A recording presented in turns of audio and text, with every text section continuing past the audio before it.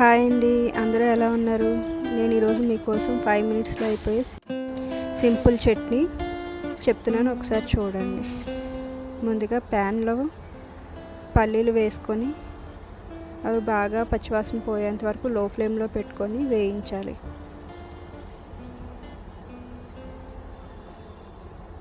ఇలా పల్లీలు దోరగా వేయించిన తర్వాత వాటిని చల్లార్చి పొట్టు తీసేసిన తర్వాత మిక్సీ జార్లో వేసుకోవాలి.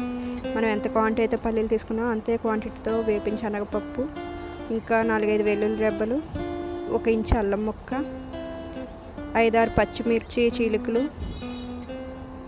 ఇంకా కొంచెం చింతపండు, మరీ ఎక్కువ కాదండి, జస్ట్ ఏదో వేసామన్న పేరుకి కొంచెం, 1 పావు టీ స్పూన్ జీలకర్ర, అలాగే సాల్ట్ టేస్ట్కి సరిపడా, టేస్ట్ని బ్యాలెన్స్ చేయడం కోసం షుగర్ వేసి వాటిలో లైట్గా వాటర్ పోసి మిక్సీ పట్టించాలండి. చూసారు కదా, చట్నీ ప్రిపేర్ అయ్యింది. దీన్ని ఇప్పుడు మనం తాలింపు వేసుకుంటే సరిపోతుందండి.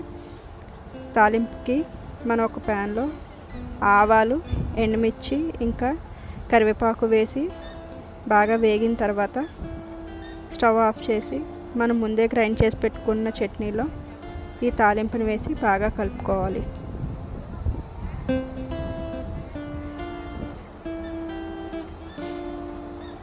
ఎంతో రుచిగా ఉండే టేస్టీ చట్నీ రెడీ అండి. ఒకసారి టేస్ట్ చేసి చూడండి.